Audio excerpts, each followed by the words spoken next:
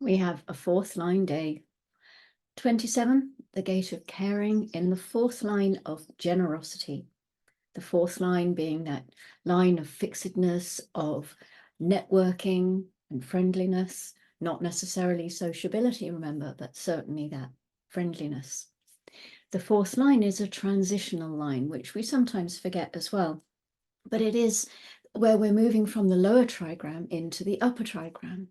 And there can be a very noticeable difference between the foundation of the lower trigram, which is, of course, the first line, and this foundation of the upper trigram, which is the fourth line. They're in harmony. Remember, we had the 1 and the 4 together, the 2 and the 5, the 3 and the 6. They have some of support together, so they have things in common. So the 1 and the 4, both foundation lines in their ways, but they have these differences because they're on different levels. So the lower trigram is internalized, it's all about investigating that inside knowledge, whereas the fourth line tends to be much more externalized. The names of the lines are often opposite each other, we can find that here in gate 27, where we had selfishness in line 1, and the harmony in the fourth line here is called generosity. So in this gate of caring, these are the people who say, I'm going to care for you, whether you like it or not. This is their way of externalizing caring and generosity. And they can be very fixed in this way of externalizing caring and generosity. The lifetime learning is the natural sharing of attained abundance. We learned in the lower trigram that we must have abundance in order to share. And it doesn't matter what it's an abundance of. It could be love, it could be material resources, but you must have the abundance. It must be there. In the exaltation, we have a magnanimous and qualitative sharing, the gift of rewarding those who are deserving, the power and strength to share generously. The fourth line needs to be constantly showing how much they care. And because it's a fourth line, they are opportunistic in their caring.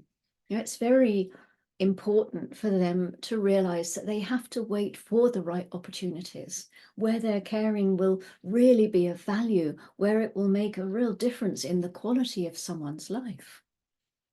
Remember, the fourth line has that missionary keynote. And there is that influential potential here because they're very fixed. They are the ones who are always saying, you always have to care. You have to care.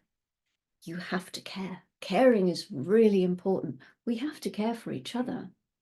And everybody else can get caught up in that through the influence, through the missionary quality.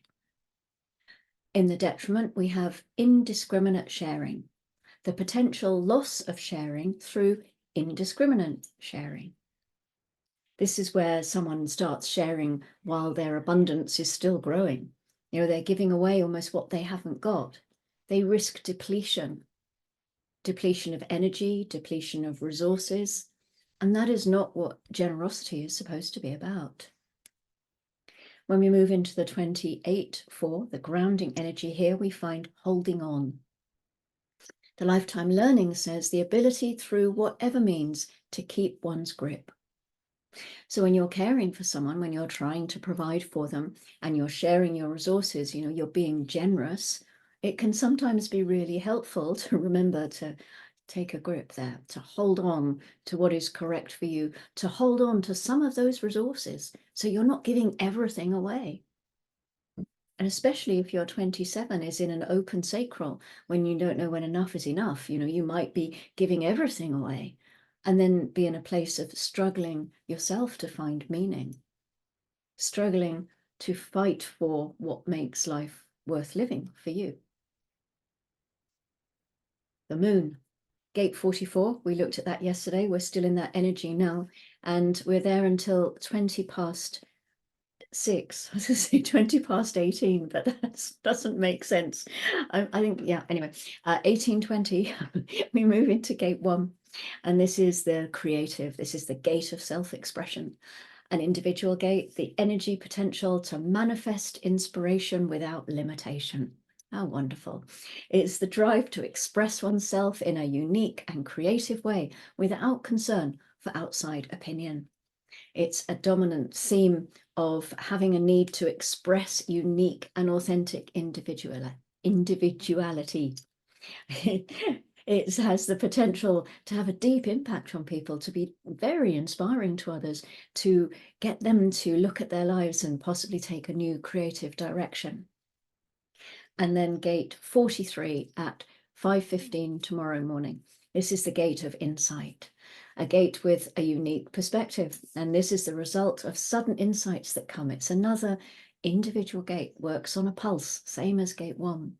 And it's in a constant process of structuring spontaneous insights so that they can be formulated as concepts that bring some kind of new knowledge, often a radical new knowledge, into the world.